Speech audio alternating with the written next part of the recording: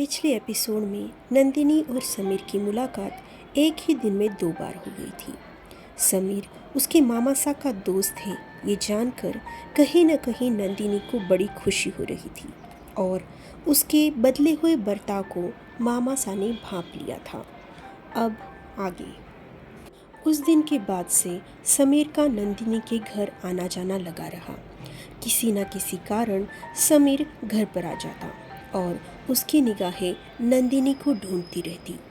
मामासा को पहले दिन से ही समझ आ गया था कि नंदिनी और समीर एक दूसरे से प्रभावित हो चुके हैं, क्योंकि नंदिनी भी समीर को देखने के लिए कुछ न कुछ बहाना करके मामासा की मदद करने के लिए रुक जाती। मामासा दोनों को भी नहीं टोकते। समीर का व्यक्तिमत्व इतना प्रभावी था कि नंदिनी के घरवाले भी समीर को घर का हिस्सा मान रहे थे। धीरे धीरे समीर नंदिनी और घरवालों की नज़रों में खास बन चुका था। लगभग 1 महीना हो गया। आज नंदिनी का जन्मदिन था। वो आज 18 साल की होने वाली थी। नंदिनी तो सुबह से ही खुशी से पागल हो गई थी।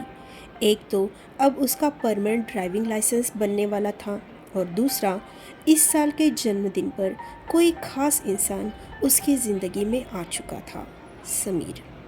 उसके भी अनजाने में वो समीर की तरफ आकर्षित हो रही थी। मामासा ने समीर को बता दिया था कि आज नंदिनी का जन्मदिन है। समीर तो सुबह से ही उत्साहित था।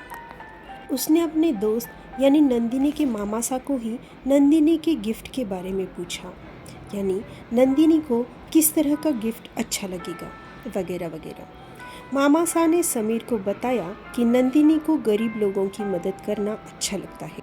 समीर समझ ही नहीं पा रहा था कि उसे क्या करना चाहिए। बहुत देर के सोच विचार के बाद समीर ने कुछ तय किया और मन ही मन मुस्कुराया।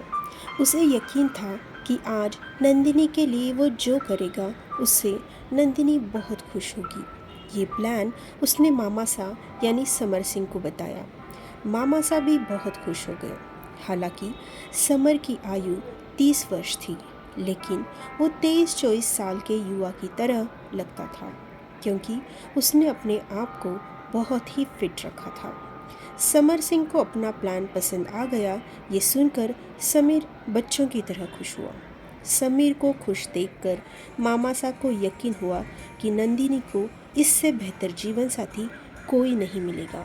समर सिंह ने बाकी घर वालों को भी समीर के प्लान के बारे में बताया। सिर्फ नंदिनी ही इस बात से अनजान थी कि उसका जन्मदिन किस तरह मनाया जाएगा। बाकी सब बहुत खुश थे। प्लान के मुताबिक सब लोग शाम के फंक्शन की तैयारी में लग गए। सब बड़े खुशी और उत्साह से तैयारियां कर रहे थे। इस बात से अनजान नंदिनी अपनी सहेलियों के साथ शॉपिंग के लिए चली गई थी। दरअसल घर वालों ने ही उसे भेजा हुआ था ताकि उसे उन सब के प्लान के बारे में भनक भी न लगे। शॉपिंग करते करते नंदिनी और उसकी सहेलियां थक गई थी। वो जिस मॉल में गई थी वहीं पर रेस्टोरेंट था, तो सब ने मिलकर खाना ऑर्डर किया और खाने लगे, क्योंकि उनको बहुत भूख लग गई थी। खाना खाते खाते नंदिनी की नज़र मॉल के ही एक शॉप में लगे ड्रेस पर पड़ी। उसे वो ड्रेस बहुत अच्छी लगी। उसने तय किया कि खाने के बाद वो उस ड्रेस को खरीद लेगी। खाना खत्म हो गया और नंदिनी ने अपने सहेलियों को वो ड्रेस दिखाया। उस ड्रेस को देखकर उसकी सहेलियां भी बहुत खुश हो गई और सब मिलकर उस शॉप में जाने लगी। तभी नंदिनी का फ़ोन बजने लगा। मासा का फ़ोन था।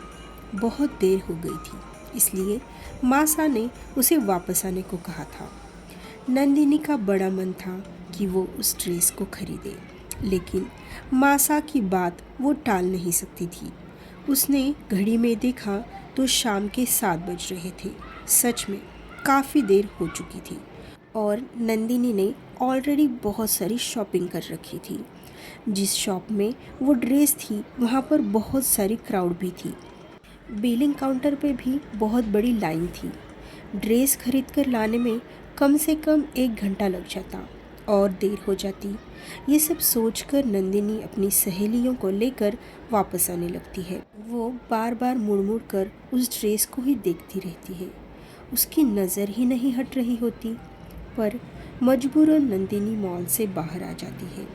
ड्राइवर गाड़ी लेकर ऑलरेडी खड़ा होता है, क्योंकि आते वक्त नंदिनी ने उसे कार निकालने को कहा था। सब लोग अंदर बैठते हैं और गाड़ी घर की ओर निकलती है। कार में वो उसकी सहेलियाँ उसी ड्रेस के बारे में चर्चा करने लगती हैं। नंदिनी को तो बहुत बुरा लग रहा था। उसने उस ड्रेस की फ़ोटो भी ले रखी थी, पर वो ड्रेस बिक जाएगी ये सोचकर नंदिनी थोड़ी नाराज़ हो जाती है। कार से उतरने के बाद वो झट से अपनी रूम की तरफ चली जाती है। सभी हॉल में ही होते हैं, समीर भी। सब उसे शॉपिंग के बारे में पूछने लगते हैं, लेकिन उसका तो ध्यान ही नहीं होता। वो पूरी तरह से उसी ड्रेस के बारे में सोच रही थी। उसके घर वालों को बड़ा अजीब लगता है। समीर भी ये बात नोटिस करता है कि नंदिनी किसी बात से नाराज़ है और वो भागकर बाहर आता है। उसे पता होता है कि नंदिनी के साथ उसकी सहेलियाँ भी शॉपिंग करने गई थी, इसलिए वो बाहर आकर उसकी सहेलियों को ढूंढने लगता है। वो सहेलियाँ आसपास ही रहने वाली होती हैं। वो सब अभी घर ही जा रही होती है। समीर उनको देखता है और भागते हुए उनके पास जाता है। नंदिनी की नाराज़गी के बारे में पूछता है। वो सब कुछ बताती है और चली जाती है। समीर कुछ तय करता है और अपनी कार लेकर कहीं चला जाता है। इधर घर पर सब लोग तैयार हो चुके थे। मासा और दोनों बुआसा ऊपर जाकर नंदिनी के कमरे में चली जाती है। देखती है नंदिनी अभी भी बेड पर ही बैठी रहती है। पास में ही उसकी शॉपिंग बैग्स भी होती है। उसे अभी भी उसी हालत में देख छोटी बुआसा कहती है, गुड़िया अभी तक तैयार नहीं हुई, हम सबको अभी निकलना होगा। नंदिनी बुआसा की बात सुनकर अचंभित होती है और कहती है, क्या हम कहीं जा रहे हैं? आप लोगों को याद नहीं है कि आज मेरा जन्मदिन है? मासा हंसती हुई कहती है, अरे गुड़िया तेरा जन्मदिन मनाने ही जा रहे हैं, सरप्राइज़ है तेरे लिए। ये सुनकर नंदिनी उस ड्रेस को इग्नोर करती है और सब लोगों के साथ निकलने की तैयारी करती है। क्या नंदिनी के जन्मदिन पर समीर अपनी दिल की बात नंदिनी को बताएगा?